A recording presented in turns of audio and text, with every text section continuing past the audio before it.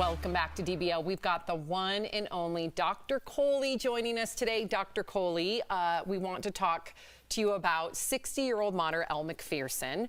In a recent interview, she did reveal that she was diagnosed with breast cancer 7 years ago. She said doctors suggested she undergo some pretty aggressive treatment, but Elle said she decided to forego any traditional medical and pharmaceutical route and instead focused on a heart-led holistic approach. She says she's now in clinical remission. So Dr. Coley, talk to us about the type of cancer that Elle MacPherson has and the typical treatment to treat it.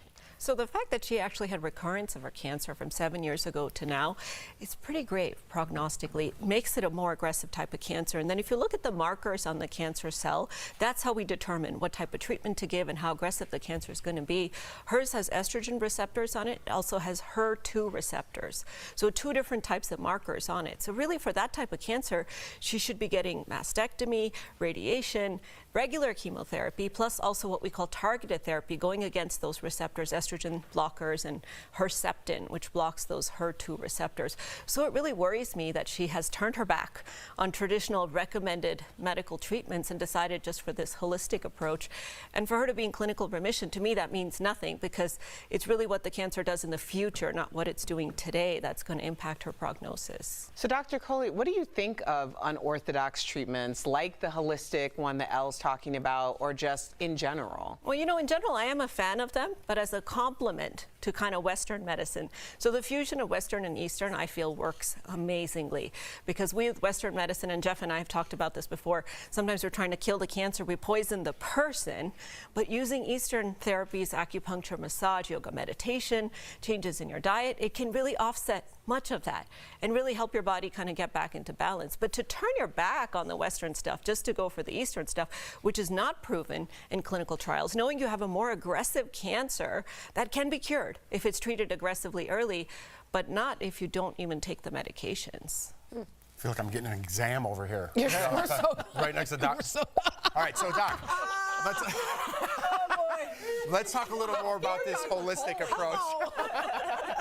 Dr. Coley's learned over the years. She rolls with the punches. We're going to get to that. But real quickly, how expensive is this holistic approach? Elle MacPherson has money. Other people, they might not. So do they have this as an option? I mean, it's kind of a tragedy that we don't cover it more, I think, in Western medicine for all kinds of diseases, even heart disease and your blood pressure, and cancer is a big one, of course. But in this case, Jeff, I actually think that her money was her weakness. The fact that she had money put a target sign on her, just like it did with Matthew Perry and others, and people targeted her to kind of distract her from what really would have been the best kind of medicine for her. But I am optimistic that more insurance companies are coming around to starting to cover this, and everybody should look into their own insurance and see if it is something that's an option that they can pursue as well. That's great. All right, let's switch to mammograms, because a lot of you watched it, so I went and got one.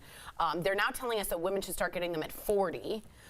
Is that true? What's going on? I thought it was always 40. Well, it's been a hot debate, actually, Sam. So they're like, should we start at 40? Should we start at 50? And then should we do it every year or every other year? So there's obviously risk of over-screening and over-diagnosis, but really the pendulum and the science, 40 every year. It's pointing over and over and over again to that. And the fact that the U.S. Preventive Services Task Force still says 50, still says every other year, it's a huge miss, because we're diagnosing cancers earlier by doing that. We've talked about how cancers are going up in young people. So I'm a huge proponent of 40 and every year. And go ahead, please. Well, no, I started getting mammograms at 35 because my mother had breast cancer. So if you're a parent, or your primary female or male in your family, then you should get it earlier. Right? Absolutely. In certain high-risk groups, if you have the BRCA mutation, if you have dense breasts, a mammogram might not be enough. I do too. Right? So then you might need that ultrasound and that MRI. Which, thank goodness for you, you're the one that told me that. You and Jordan, your wife. Yeah, my wife had to go. And you should also get 3D, am I right? The 3D version? Yeah, so most of the mammograms now are what's called 3D tomo, which means very little radiation,